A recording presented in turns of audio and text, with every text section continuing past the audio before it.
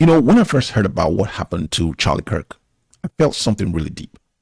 Not just because he was someone I admired, because I really do admire him, but because it brought back a flood of memories from a season of my own life. For many years, throughout my 20s until I was about his age, college campus ministry was my primary mission field. And let me tell you something. The kind of opposition you face when you try to bring light into young hearts, it's just unbelievable. There is a saying, when you change a man, you change a life. But when you change a young man, you change a lifetime. You change a generation. And the devil knows that. That's why some of his fiercest battles are brought right there on campuses, in classrooms, in the hearts of the next generation. When you operate on college campuses, you will understand what Paul meant in 1 Corinthians chapter 16, verse 9, where he said, "For a great and effective door is opened unto me, and there are many adversaries." I live that truth. There were days we literally faced threats and attacks from violent gangs. But ultimately, we overcame them and won many of them to the Lord because we came to understand something very important.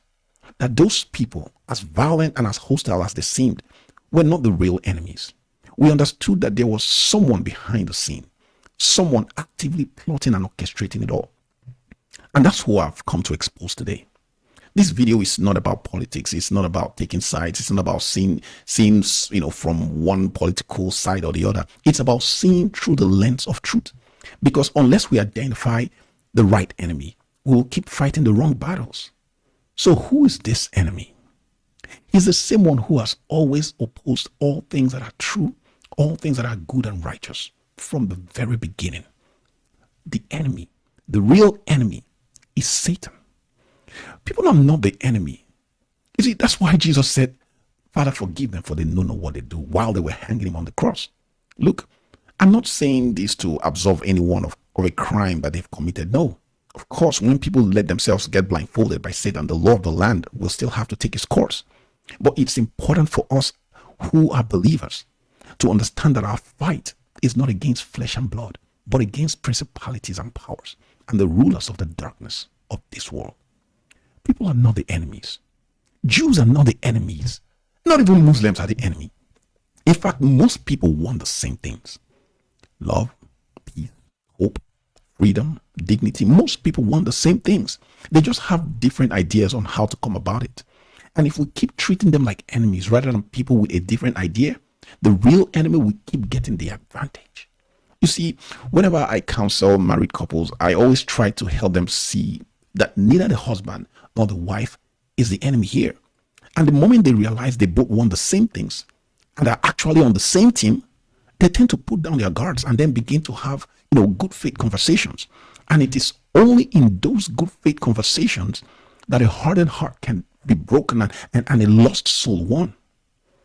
Again, people are not the enemy. Am I saying we should not stand up against people or movements who try to invade our lives with ideas that run contrary to our faith and values? No.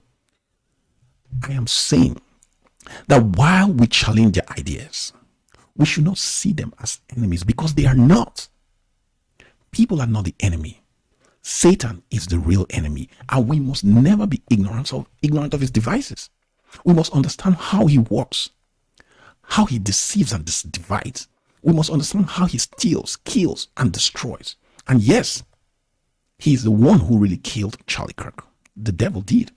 He's the one who killed Jesus and Stephen and Paul and Peter and all the apostles of Christ.